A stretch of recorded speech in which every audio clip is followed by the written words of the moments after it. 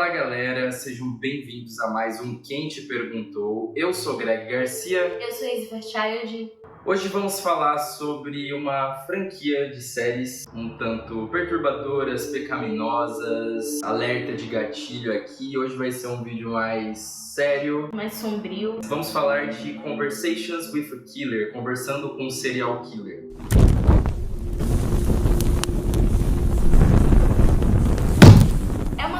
Séries documentais, elas são séries separadas na Netflix, mas é a mesma franquia, que aborda as fitas gravadas de conversas e entrevistas e tribunais de serial killers famosos lá nos Estados Unidos, principalmente, mas em todo o mundo. Eu acho que eles vão chegar a abordar outras coisas. Até agora nós temos 3, Ted Bundy, John Wayne Gacy e Jeffrey Dahmer, nessa ordem. Essa série foi inicialmente lançada para fazer uma propaganda do que seria o filme biopic do Ted Bundy, que foi feito pelo mesmo diretor da série, que é o Joe Berlinger, e ele decidiu fazer mais séries documentais porque ele encontrou mais pessoas que tinham fitas dessas conversas que tiveram com serial killers, sejam as advogadas ou um advogado promotor. São mais de 60 horas de conversas que foram gravadas e só agora que elas estão sendo disponibilizadas para o público ouvir e assistir. As séries têm muita correlação com várias outras coisas. Por exemplo, a primeira temporada do Ted Bundy, como eu falei, ela tá atrelada ao filme. É um filme com Zac Efron, Lily Collins e Kai Scodelario, onde a gente conhece o Ted Bundy antes e durante os assassinatos, onde ele arruma uma esposa que já tem uma filhinha ali, e ela é muito característica do tipo de vítima dele. E a gente percebe que ele já tem um padrão ali. Ele tem a sua forma de matar, ele tem seu modus operandi, que é como os psiquiatras e psicólogos descrevem essa forma de matar, que cada serial killer tem uma específica, e é assim que se identificam a marca, a assinatura de cada um deles. E o filme do Ted Bundy, muita gente reclamou de ser romantizado porque era feito com o Zac Efron e mostrava até um certo apego, um certo carinho que ele tinha pela Lily Collins ali, e vice-versa. Só que ela não tinha culpa. Eu consigo entender porque essa mulher gostava dele. Muita gente dizia que ele era charmoso, que ele era atraente, que ele era simpático. Ele usava muito do charme para atrair as vítimas dele. A gente não pode acreditar que ele realmente amava essa mulher. Ele era um psicopata, ele não tem capacidade de sentir esse tipo de amor carinhoso e romântico por outra pessoa. E a gente descobre na série que ele também sofreu alguns outros transtornos que não impediram ele de amar, mas ainda assim era mais um complemento. Por exemplo, o transtorno afetivo bipolar. Isso já puxou gancho para as outras séries. Eu sinto que o filme do Ted Bundy é muito raso, ele não aprofunda totalmente a história do Ted Bundy. Eu sinto que no documentário a gente pega a história completa, com muitos detalhes e até com um respeito maior pelas vítimas. A gente percebe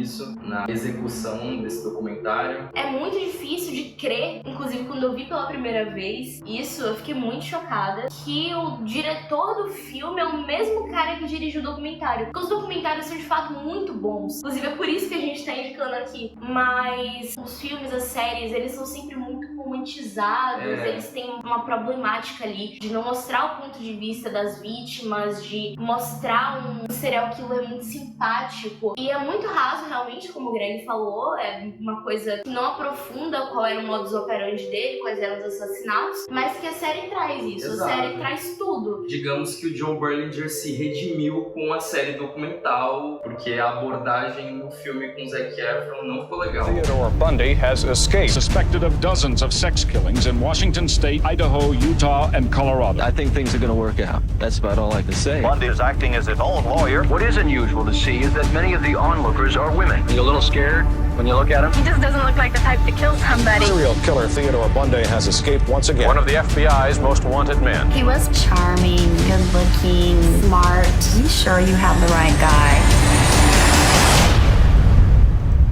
Daí então nós tivemos a série do John Wayne Gacy, a gente já volta pra ela, mas vamos tentar uma cronologia aqui, porque esse ano lançou a série Dahmer, do produtor Ryan Murphy, que é produtor também de American Crime Story, American Horror Story, Glee, Pose, mais um monte de séries que ficaram muito famosas, e ele decidiu fazer essa série do Dahmer. Inclusive, ele não colocou Dahmer em American Crime Story porque ele achou muito pesado pra ir pra algo simplesmente de crimes que aconteceram nos Estados Unidos. Era algo que precisava de mais aprofundamento. Em Dahmer, a série aborda tudo com muita muita veracidade, mas ao mesmo tempo é aquela questão de não é ilegal fazer uma série sobre serial killers, mas é moral? E fica aí o questionamento para todo mundo.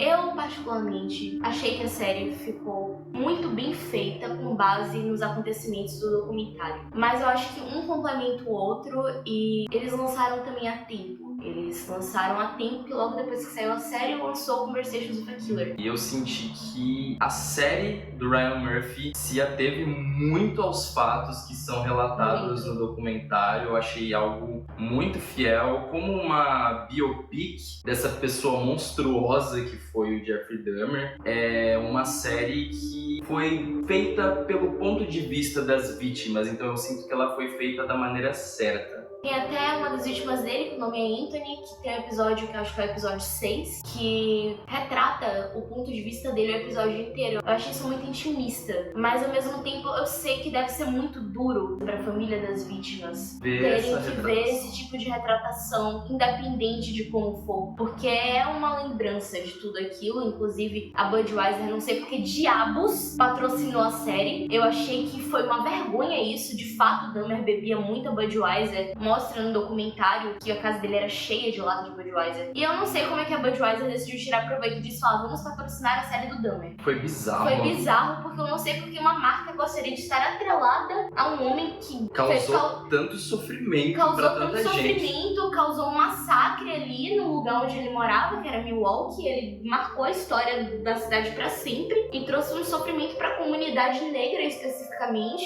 Enfim, foi horrível. E eu não sei porque que eles patrocinaram.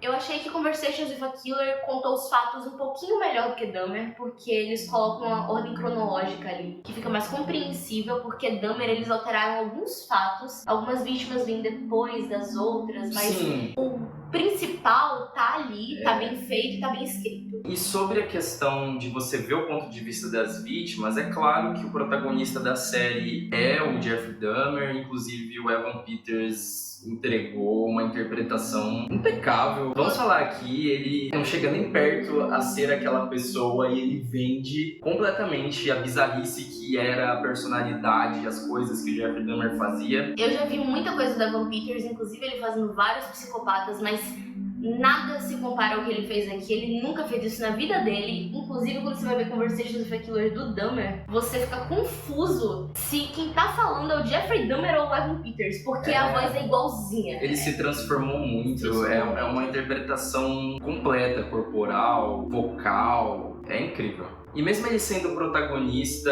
eu sinto que em nenhum momento há alguma romantização sobre aquilo. É realmente um estudo de personagem de alguém que é perturbado, de alguém diferente de qualquer pessoa que você já tenha visto assim na sua vida. É muito estranho. Eu acho que as pessoas consideram romantização porque é o Evan Peters. Ele é uma pessoa bonita, ele é um cara charmoso. Mas outra coisa que as pessoas também trazem nessa questão de romantização é mostrarem o passado dele como uma forma de explicar por que ele fez isso. Mas, gente, infelizmente, se você for pra qualquer diagnóstico, você precisa entender o passado da pessoa, não pra saber o que ela fez, porque nada justifica, mas pra saber o que gatilhou, qual foi o gatilho. Tanto que através do abandono que ele sofreu dos pais, eles descobrem um gatilho pra ele ter transtorno de personalidade borderline. Então, é tudo muito importante e a gente vai perceber essa importância em Conversations with a Killer, que eles tratam isso de uma maneira muito mais crua, que não tem Evan Peters, então ali você não vê nenhuma pessoa bonita, você só vê o Dahmer, o monstro. Não tem mais nada ali, é muito seco e isso dói e machuca muito mais. Você vê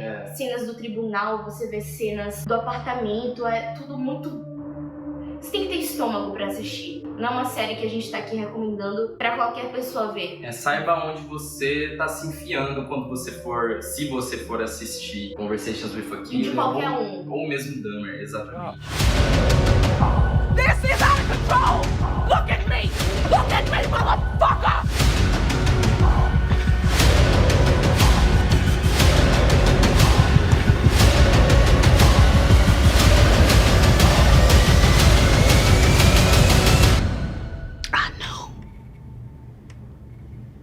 but nobody heard me. Matou pessoas negras, pessoas gays, mas aceitaram a palavra de um homem branco acima de todas as testemunhas negras. Que esse homem não é maligno, ele é doente. E finalmente ele aceitou. Estou perdendo essa luta contra mim mesmo. Não consigo mais controlar. It was my own private little world. I had complete control.